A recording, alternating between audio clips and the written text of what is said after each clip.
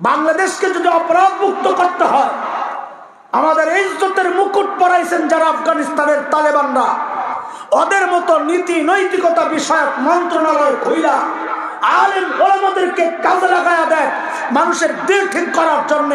আল্লাহর কসম, দুদক লাগবে না দুর্নীতি দমন করার জন্য। আলেম ওলামারা যদি মেহনত করে, মানুষের দিল যদি ঠিক হয়ে যায়, মা আলহামদুলিল্লাহ ইনশাআল্লাহ দেশ থেকে অপরাধ শূন্যের কোথায় নেমে আসবে। বাংলাদেশে বর্তমানে অপরাধ প্রবণতা যত 20 বছর আগে বেশি ছিল না কম ছিল? সবাই বলেন এটা কম ছিল। মাশাআল্লাহ, ঠিক আছে। কিন্তু একটু বুঝে শুনে বলেন তো, অপরাধ দমনের যে ব্যবস্থা, অস্ত্র বাহিনী, এইটা ওইটা, প্রযুক্তি, র্যাব, আরো কত কিছু, এই সব কিছু বেশি ছিল 20 বছর আগে না এখন বেশি? দুই পাশের দুইটা কথা ওঠান। এই পাশে 20 বছরের তুলনায় এখন অপরাধ প্রবণতা অনেক বেশি, এই পাশে 20 বছরের তুলনায় অপরাধ দমনের ব্যবস্থা অনেক বেশি। বিষয়টা উল্টা হয়ে গেল। দেখেন, 20 বছরের চেয়ে এখন যেহেতু অপরাধ দমনের ব্যবস্থা বেশি, তাই তো অপরাধ কমার কথা।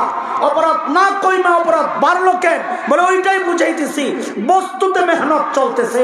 যদি মানুষের দিল আর দিমাগের মধ্যে মেহনত হইতো, কলমের মধ্যে মেহনত হইতো, বস্তুর পেছনে না ছুইটা, আল্লাহর কসম দেশে অপরাধ কমে যেত। কথা বলতে আমরা বলি মাঝে মধ্যে অনেকে সইতে পারে না। বাংলাদেশকে যদি অপরাধ মুক্ত করতে হয়, আমাদের ইজ্জতের মুকুট পরাইছেন যারা আফগানিস্তানের তালেবানরা, ওদের মতো নীতি নৈতিকতা বিষয়ক মন্ত্রণালয় খুইলা আলেম ওলামাদেরকে কাজে লাগায়া দেয় মানুষের দিল ঠিক করার জন্য। আল্লাহর কসম, দুদক লাগবে না দুর্নীতি দমন করার জন্য।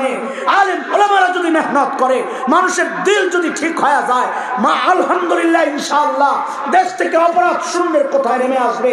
তা তো করবেন না। সগর্বে যারা অপরাধীরা নিজের দায় যারা স্বীকার করে, তাদেরকে রাস্তায় ছেড়ে দিবেন। তারা গর্ব করে করে অপরাধ করবে, আর মানুষকে বুঝায়া বুঝায়া অপরাধ থেকে যারা নিবৃত রাখবে, সেই সমস্ত আলেমদেরকে জেলখানায় ভরে রাখবেন। অপরাধ জিন্দেগিতে কমবে।